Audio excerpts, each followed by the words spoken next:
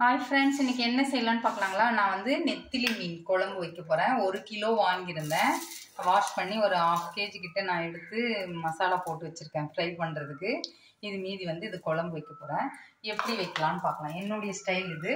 நான் இப்படி தான் வைப்பேன். சூப்பராக இருக்கும். ஒரு சட்டி வச்சுக்கோங்க. மோஸ்ட்லி மீன் குழம்பு வைக்கிறீங்கன்னா சட்டி வச்சுக்கோங்க, செம்மையாக இருக்கும். நான் எல்லா குழம்புமே சட்டியில் தான் வைப்பேன். எனக்கு அது ரொம்ப பிடிக்கும்.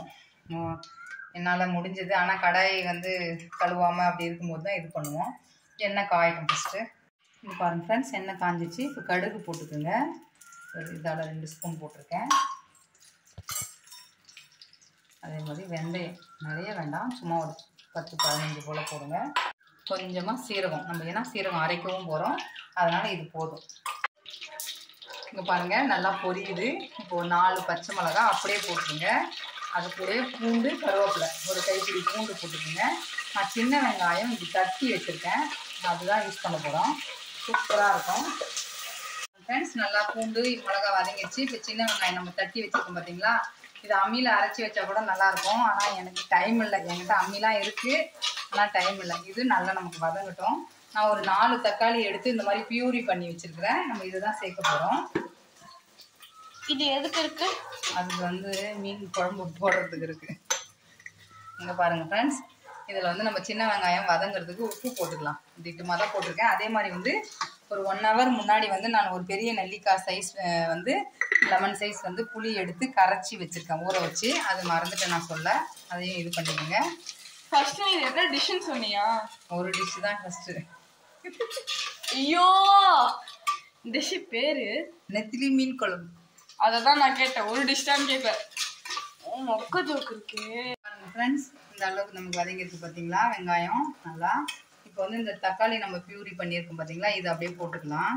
ஏன்னா மீன் குழம்புக்கு எப்பவுமே நம்ம இந்த மாதிரி அரைச்சி போட்டோம்னா தக்காளி வந்து நம்ம குழம்பும் நிறைய கிடைக்கும், நல்லாயிருக்கும் சாப்பிட்றதுக்கு எல்லாமே. இது நல்லா நமக்கு தக்காளி வந்து எண்ணெய் பிரிஞ்சு வரட்டும். அதுக்குள்ளே நம்ம வந்து இங்கே பாருங்கள், நான் ஒரு கைப்பிடி சின்ன வெங்காயம், கொஞ்சமாக தேங்காய், இது கூட வந்து கொஞ்சமாக ஜீரகம், இந்த பாருங்க இந்த ஜீரகம், இது நம்ம வந்து நைஸ் பேஸ்ட்டாக அரைச்சிட்டு வந்துடலாம் இப்போதைக்கு. பாருங்க ஃப்ரெண்ட்ஸ், தக்காளி நல்லா தெரியுதுங்களா, வதங்கியிருக்கு.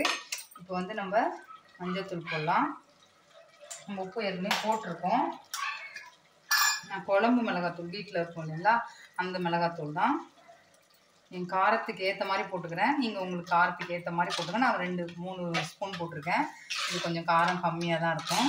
அதே மாதிரி பச்சை மிளகாயாக போட்டோன்னா அந்த குழம்பு மீன் குழம்போட சாப்பிடும்போது செம்ம டேஸ்ட்டாக இருக்கும் ஃப்ரெண்ட்ஸ். நெத்திலி மீன் குழம்பு எங்கள் அப்பாவுக்கு ரொம்ப பிடிக்கும். ஆனால் அப்பா இங்கே இல்லை, ஊரில் இருக்கார்.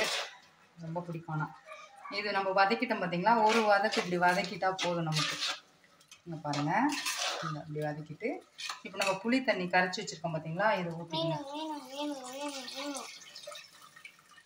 ஊற்றிடுங்க. உங்களுக்கு குழம்பு எந்த குவான்டிட்டி வேணுமோ அந்த மாதிரி நம்ம தண்ணி ஊற்றிக்கலாம். திக்கா வேணும்னா திக்கா, தண்ணியாக வேணும்னா தண்ணியாக, அப்படி நான் இன்னும் கொஞ்சம் தண்ணி ஊற்றிக்கிறேன். ஏதோ பாட்டு வருங்க, என்ன பாட்டு? நித்த நித்த நெல்லி சோறு நீ மடக்கும் கத்திரிக்கா, நீ பிரிச்ச மீன் குழம்பு என்ன இருக்குதையா. போதும் போதும் போதும். பாருங்க ஃப்ரெண்ட்ஸ், இந்த அளவுக்கு தண்ணி ஊற்றிருக்கேன். இது நல்லா நமக்கு கொதிக்கணும், பச்சை வாசம் போகணும். இந்த எண்ணெய் மெதங்க வரும்போது நம்ம பார்க்கலாம். அப்போ தான் நம்ம இந்த அரைச்சி வச்சுருக்கிற தேங்காய், வெங்காயம், சீரகம் போட போகிறோம். இது நல்லா நம்ம கொதிக்கட்டும் ஃப்ரெண்ட்ஸ். இங்கே பாருங்கள், எண்ணெய் பிரிஞ்சு வந்திருக்கா நமக்கு. இப்போ வந்து நம்ம இதை ஊற்றலாம்.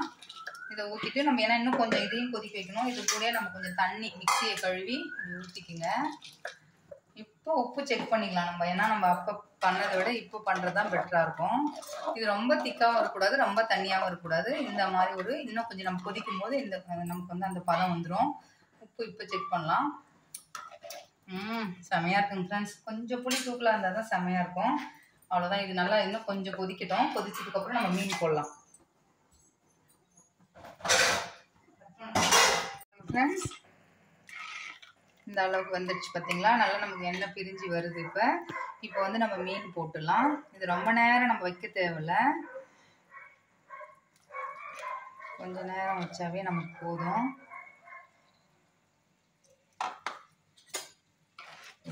லைட்டாக திருப்பி விடுங்க, உடஞ்சிடாமல் திருப்பி விடுங்க கொஞ்ச நேரம். இங்கே பாருங்கள் ஃப்ரெண்ட்ஸ், அவ்வளோதான், கொதிச்சிச்சு பாருங்கள். கொத்தனாவில் எடுங்க, நம்ம வந்து ரொம்ப நேரம் விடக்கூடாது, ஏன்னா இந்த நெத்திலி மீன் ஜஸ்ட் ஒரு 1 மினிட்லேயே நமக்கு வெந்துடும். தெரியுதுங்களா? அப்படியே அவ்வளோதான். இப்போ ஆஃப் பண்ணிவிட்டு சர்வ் பண்ண வேண்டியது தான். நான் வந்து என்னென்னா இன்றைக்கி வந்து நைட்டு வச்சுருக்கேன், நாளைக்கு சாப்பிட்றதுக்கு. சாட்டர்டே நைட் வைக்கிறேன், நாளைக்கு சாப்பிட்றதுக்காக. இங்கே பாருங்கள் கொதிக்குதுங்களா? குழம்பும் நமக்கு இந்த மாதிரி இருந்தால் தான் சூப்பராக இருக்கும். தெரியுதுங்களா?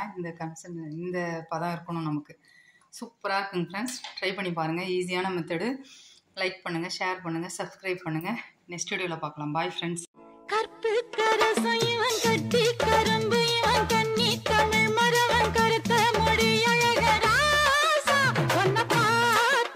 நானும் நைசா ஓடும் ராசா இந்த புள்ள பூச்சி கற்பு கரசம் இவன் கட்டி கரும்பு இவன் கண்ணி தமிழ் மரவன் கருத்த மொழி அழக ராசா ஒன்ன பார்த்தா நானும்